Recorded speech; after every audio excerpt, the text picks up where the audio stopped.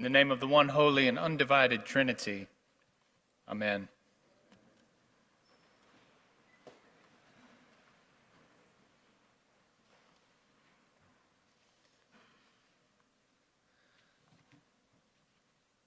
I wonder, when you picture that vision that Isaiah shares of God in the temple,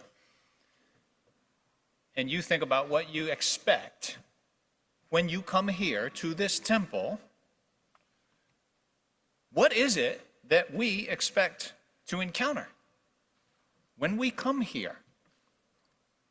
I know from lots of conversations that some of the things that most of us expect to encounter are the things that we enjoy about going to church, or the things that we love about St. Paul's. And I have had enough conversations with enough of you to know that if we were to do one of those computer word bubble things, it would come up, community would be right at the top of the list. What I expect to encounter is community. What I love at St. Paul's is community. And that's a good thing. That is an orthodox, by-the-book Christian answer, because we believe that God is present in community. We would also say music. I come because I am expecting to encounter this transcendent music.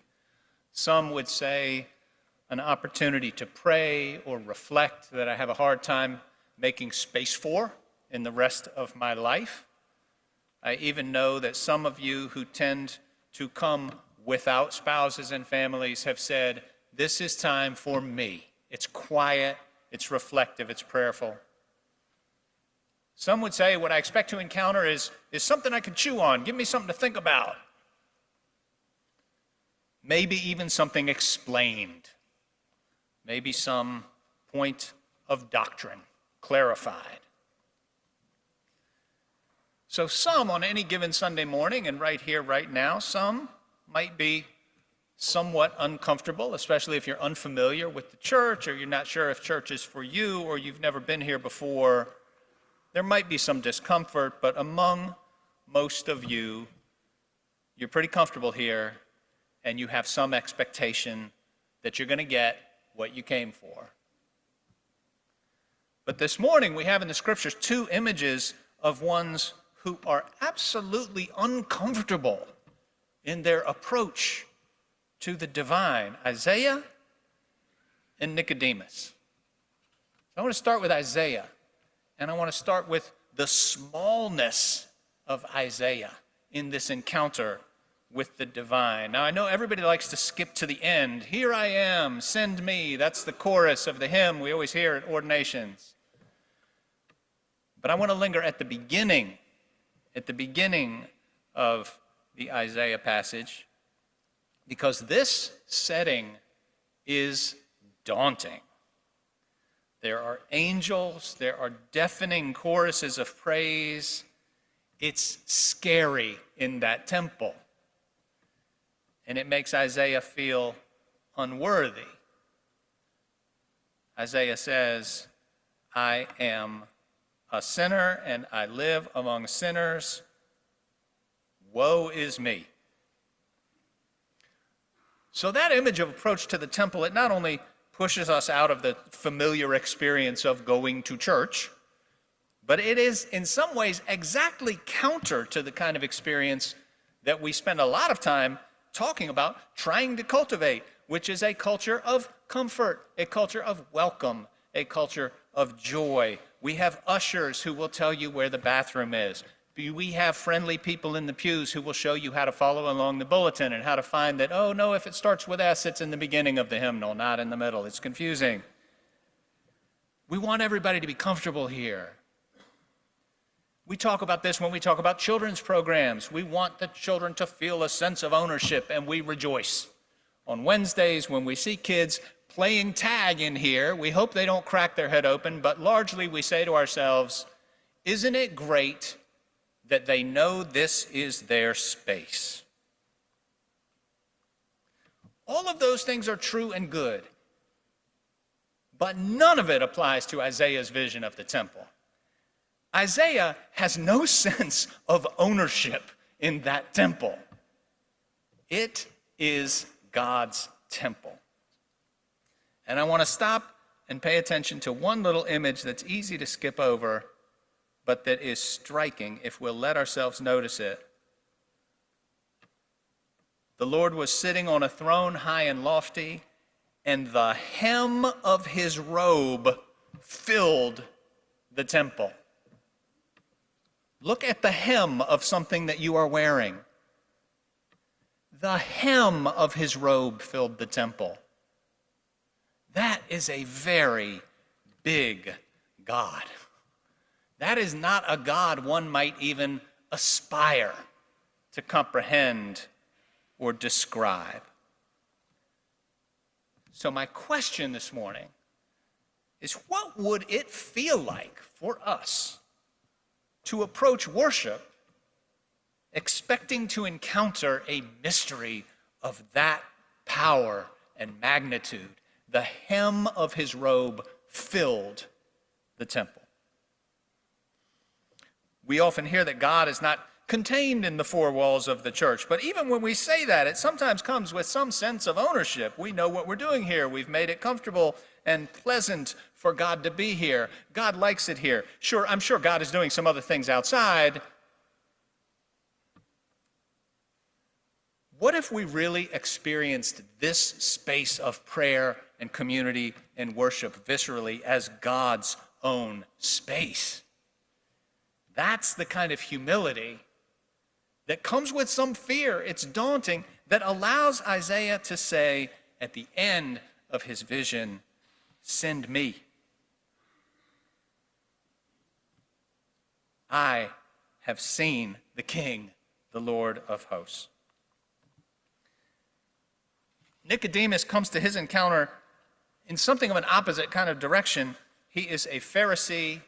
He is a leader of the Jewish people, and he knows his doctrine. Pharisees, like a lot of the clergy and a lot of other Episcopalians, all of whom I love, are not especially noted for their humility. Nicodemus doesn't encounter the majesty of the Lord of hosts on the throne. Rather, in Jesus, he encounters one human person. He encounters a neighbor. He encounters someone who is much like himself, and yet he is able to say, no one can do these signs apart from the presence of God. He's able to look at that small, contained, present human person and see the presence of God. Now, Isaiah and Nicodemus are both transformed. They are both transformed by these encounters, but they're not transformed by encounters with doctrine. They are transformed by encounters with mystery. Isaiah confronts a vision of the God of all creation that somehow leads him to feel that in his smallness and in his imperfection, that God, whose hem of his robe fills the temple, if we're trying to see that God, we're not seeing much past ankles. Maybe that God has something to do with me, says Isaiah. Here I am, send me. Nicodemus, on the other hand, has this encounter with this single human in whom he recognizes the presence of that majestic God. But as we leave such encounters, because I know we have them, or we are invited into them, or sometimes they take us by surprise, but when we have those encounters, are we confident enough in the power of the mystery to say, on that basis of the encounter with the God who is so large that I cannot aspire to comprehend or describe, am I confident enough in my encounter with that mystery to say, here I am, send me to be a part of your work in the world? Trinity Sunday, we are not called or expected to explain the doctrine of the Trinity to ourselves or to one another, but to open ourselves to encountering the mystery of the Trinity. In these stories, the encounter, though it's important, it doesn't take a lot of time. It doesn't take a lot of concentration or virtue or discipline. It's just a brief thing. It's powerful, but it's brief. Isaiah's vision, Nicodemus's visit, they are transformed by a very light touch of this majestic mystery. Nicodemus shows up just to draw near. He comes at night, and because of the dialogue that comes later, we tend to recall the story as if Nicodemus had showed up with a burning question he wanted to ask, but he doesn't even ask a question. He just makes that statement. He comes to Jesus by night because he does not have the confidence to believe that this might be work that God would have him be a part of. He comes to Jesus by night and he says, "We know that you are a teacher who has come from God." How do we know it? "For no one can do these signs that you do apart from the presence of God." Nicodemus offers this testimony. He doesn't even ask a question. And then Jesus goes on and says a whole bunch of confusing stuff that can hardly be reduced to doctrine about being born again from above, and the Spirit like the wind coming and going as it will. I don't think Nicodemus left understanding every point of all those statements that Jesus made. But he comes away transformed. He was open to being changed by that encounter. And by the end of it, by the end of the encounter, we hear that Jesus is part of God's mission not to condemn, but to save the whole world, which itself is beyond the scale of our comprehension. And Isaiah is transformed by the coal, this powerful image. Talk about being scared. He's in the temple, and the flying angels pick up the coal. We've already heard that the room was filled with smoke. It's part of the mystery. Part of the reason he can't make sense of what he's encountering is that the room is filled with smoke from the coals burning on the altar. And it is the source of that mystifying smoke itself that cleanses Isaiah. The source of that mystery that enables him to say, "Here I am, send me." Lots of people have been burned by doctrine. Isaiah is burned by mystery. Reminds me of another gospel story that we did not hear this morning, of a light touch and an encounter with the divine. The story where Jesus is in the crowd, and the crowd is jostling him around, and the disciples are pulling their shoulders back to say, "Oh no, we're with the entourage. People stay back. We're the insiders." And there's the woman who is ill and in need of healing, and she has spent all her money on every doctor that she could find, and the gospel tells us that she did not get better, but worse. And she touches the hem of Jesus' robe.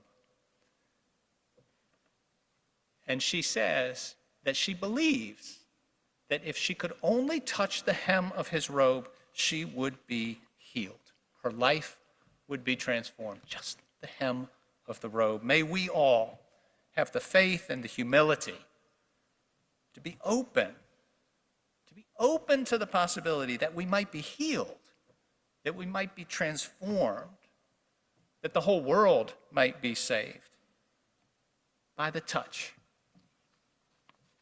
of an encounter with the divine, even if it's only the hem of the robe. Amen.